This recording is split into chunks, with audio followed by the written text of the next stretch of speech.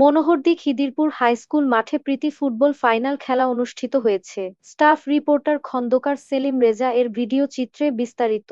শনিবার বিকালে উপজেলার খিদিরপুর ইউনিয়ন ৩ নং ওয়ার্ড ছাত্রদলের আয়োজনে খিদিরপুর বহুমুখী উচ্চ বিদ্যালয় মাঠে এক প্রীতি ফুটবল ফাইনাল খেলা অনুষ্ঠিত হয়। তীব্র প্রতিযোগিতাপূর্ণ খেলায় টাইগার ফুটবল একাদশ টাইব্রেকারে ৩-৪ গোলে লায়ন ফুটবল একাদশকে পরাজিত করে জয়লাভ করে।